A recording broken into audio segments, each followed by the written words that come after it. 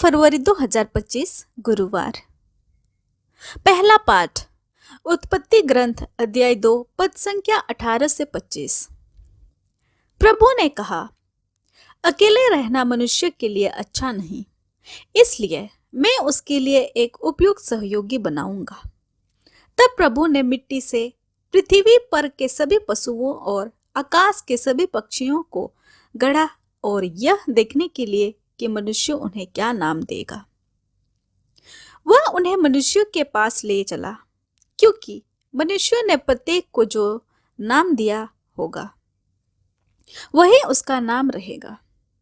प्रभु ने सभी घरेलू पशुओं, आकाश के पक्षियों और सभी जंगली जीव जंतुओं का नाम रखा, किंतु उसे अपने लिए उपयुक्त सहयोगी नहीं मिला। तब प्रभु ईश्वर ने मनुष्य को गहरी नींद में सुला दिया और जब वह सो गया तो प्रभु ने उसकी एक पसली निकाल ली और उसकी जगह को मांस से भर दिया। इसके बाद प्रभु ने मनुष्य से निकली हुई पसली से एक स्त्री को गढ़ा और उसे मनुष्य के पास ले गया। इस पर मनुष्य बोल उठा, यह तो मेरी हड्डियों की हड्डी है और मेरे मांस का मांस। इसका नाम नारी होगा, क्योंकि यह तो नर से निकाली गई है। इस कारण पुरुष अपने माता पिता को छोड़ेगा और अपनी पत्नी के साथ रहेगा और वे दोनों एक शरीर हो जाएंगे। वह मनुष्य और उनकी पत्नी दोनों नंगे थे, फिर भी उन्हें एक दूसरे के सामने लज्जा का अनुभव नहीं होता था। यह प्रभु की वाणी है। ईश्वर को धन्यवाद। भजन अनुवाक्य। प्रभु द्वारा श्रद्धा रखने वाले धन्य हैं। धन्य हो तुम जो प्रभु द्वारा श्रद्धा रखते हो और उसके मार्ग पर चलते हो। तुम अपने हाथ की कमाई से सुखपूर्वक जीवन बिताओगे। अनुवाक्य। प्रभु का श्रद्धा रखने वाले धन्य हैं। तुम्हारी पत्नी तुम्हारे घर के आंगन में दाखलता की भांति फलेगी फूलेगी। तुम्हारे संतान जैतून की टहनियों की भांति तुम्हारे चौके की शोभा बढ़ाएगी। अनुवाक्य। प्रभु पर श्रद्धा रखने वाले धन्य हैं।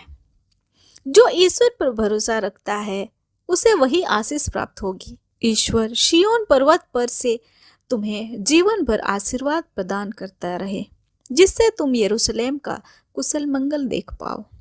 अनुवाक्य। प्रभु पर श्रद्धा रखने वाले धन्य है। जय घोष।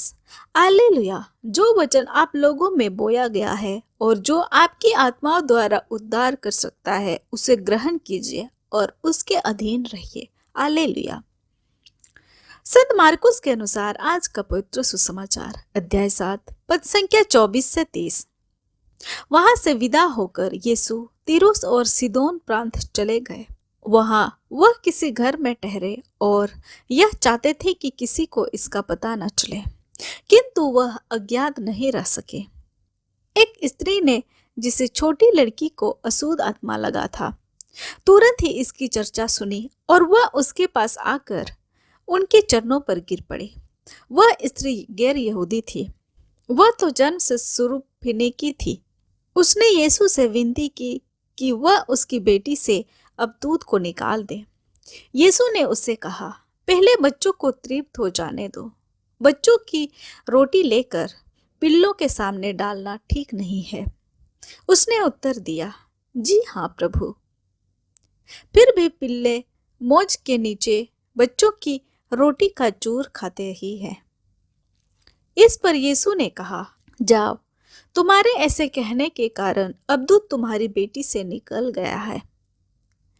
अपने घर लौटकर उसने देखा कि बच्ची खाट पर खड़ी हुई है और अब दूध उससे निकल चुका है।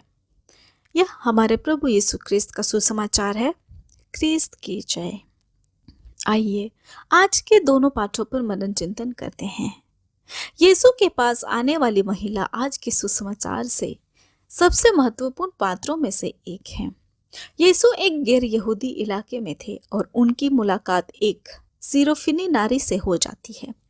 यीशु उसके साथ बातचीत करने के लिए अनिच्छा दिखाते हुए कहते हैं, पहले बच्चों को तृप्त हो जाने दो। बच्चों की रोटी लेकर पिल्लों के सामने डालना ठीक नहीं है।